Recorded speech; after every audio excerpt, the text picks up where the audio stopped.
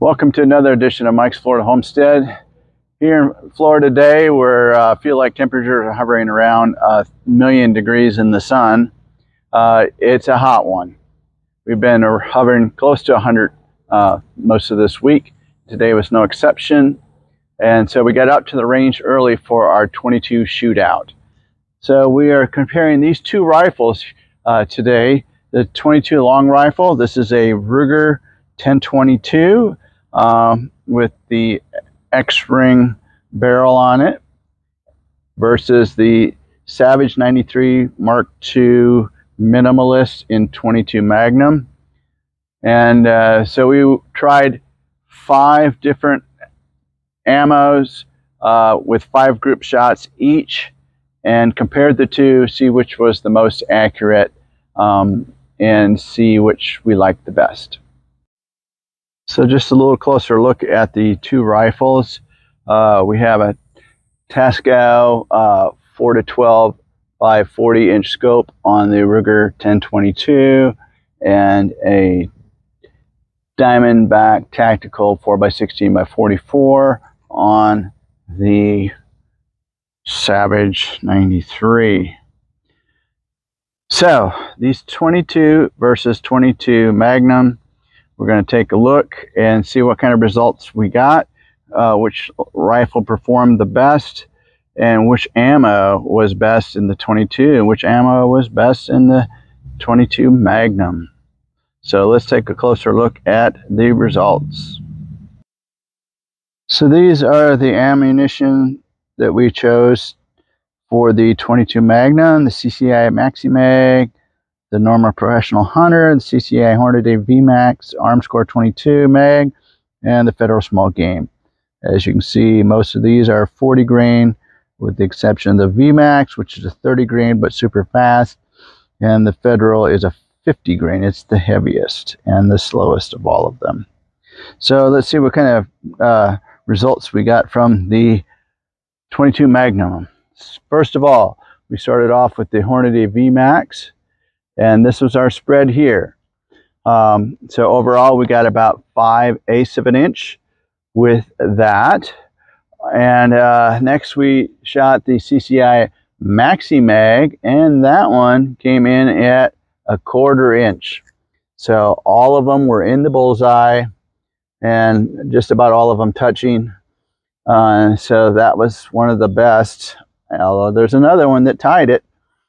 Next we shot the Armscore 40 grain, and it was this grouping here. This was actually from another shot, but this is the 5 grouping right here, and that was 7/8 of an inch. We did the Federal Small Game.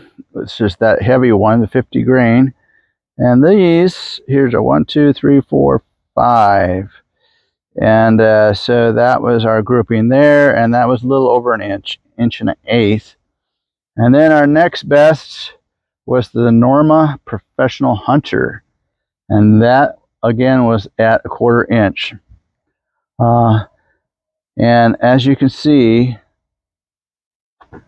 that is covered with a dime. So the Maxi-Mag and the Norma Professional Hunter, both 5 shots inside of a dime. So I was pretty happy with the results of that. A couple of these that had a little bit bigger spread, we also shot them the other day, and they actually had a little bit tighter grouping. So let's take a look at that. I put these in inches and also put them in millimeters to make it a little easier to compare 6 millimeter, 6 millimeter, 15, 24, 29, so we don't have to deal with fractions. It makes it a little bit easier in the millimeters. As you can see, the 2 clear winners were the CCI Maxi-Mag and the Norma Professional, both at 6 millimeters, 1/4 inch.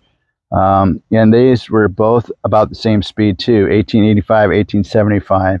So very close shells, and that rifle really liked those two.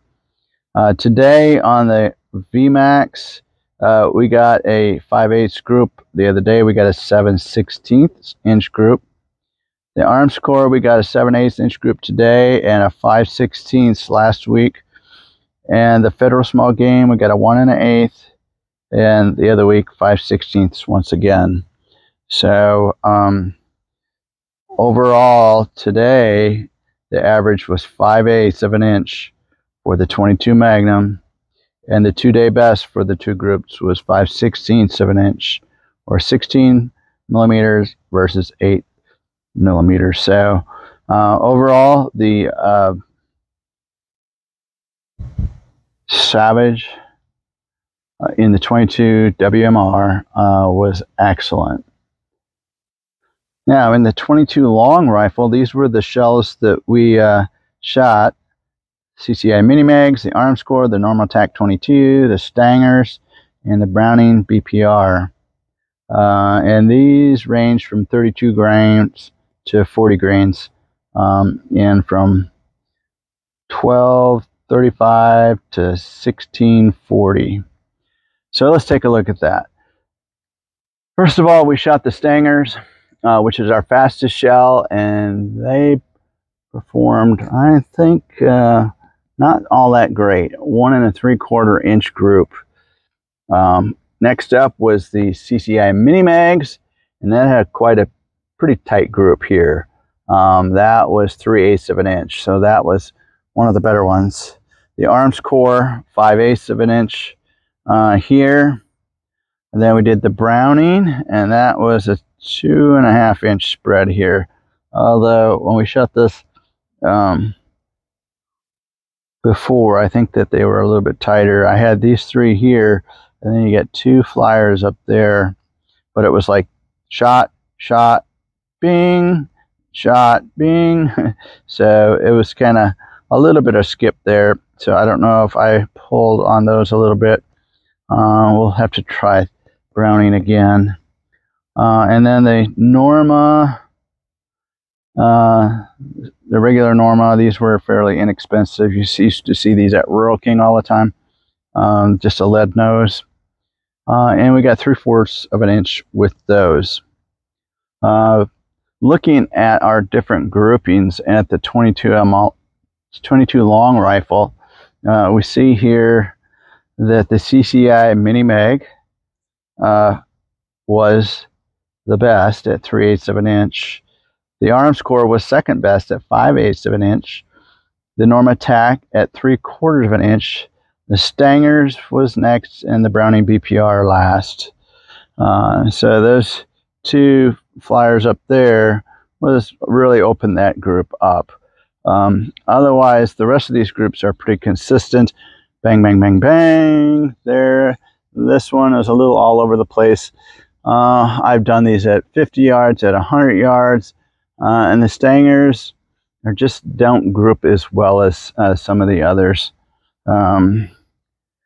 So there were our two winners here: the mini mag and the arms core. Down here, the maxi mag and the Norma professional were our two winners there. So the mini mags and the maxi mags are our overall winners when it comes to 22 LR and 22 Magnum.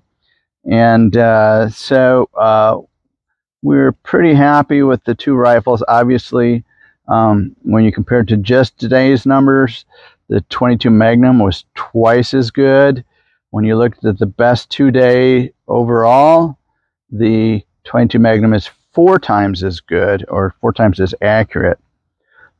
We did do some subsonic testing at 50 yards as well, and the CCI subsonic did the best, then the suppressor second best, the CCI segmented HP subsonic, and then the Federal Punch. So we had 2 that were 1.5 inches and 2 that were under 1 inch at 50 yards with the subsonic brands. And this was last week's shooting at the 22 Magnum compared to today's. So we're pretty happy with the guns, particularly the 22 Magnum, much more accurate. When I added this $300 barrel onto this stock, it did make it a little lighter. It did make it a little shorter, and it is threaded for suppression. But I have not as yet seen any significant improvement in accuracy from that barrel. So it does give it a nice overall appearance. Was it worth the $300? For maybe the ability to have a threaded barrel and to shorten it and lighten it a little bit, but not as far as accuracy, I wouldn't say. This one, of course, we haven't done anything to this one, and other than adding a muzzle brake out on the end, which we also did there. But the scope is obviously way nicer, but at 50 yards, both were fine.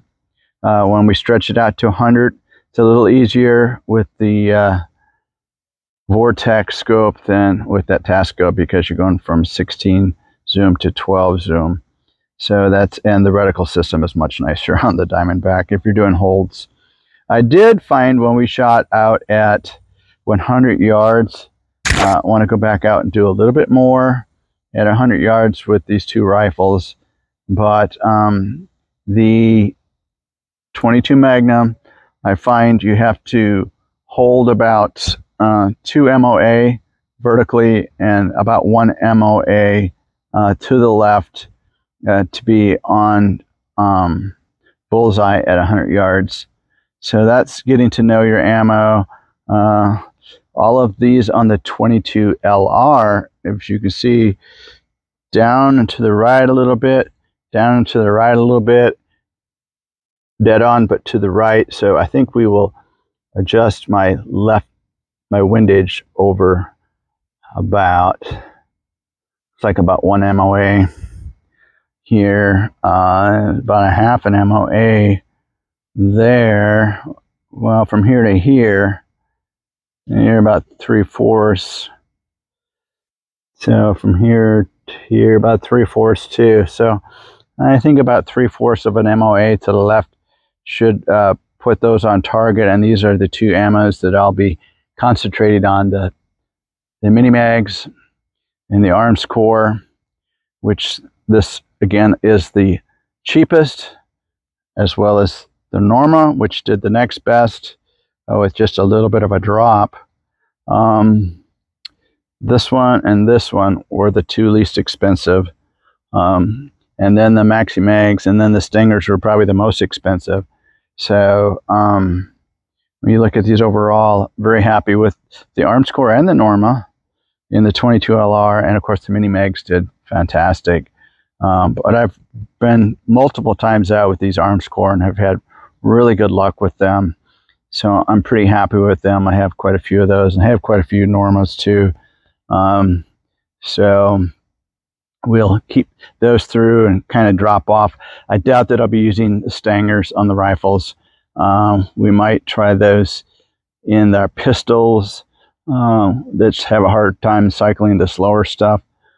But I think, yeah, we can concentrate going forward on these two rounds here, and then knowing if we do shoot the Norma that we have to hold a little bit high on that. So overall, a little bit more practice with the 22 LR, see if we can get our grips a little bit tighter, but doing pretty good.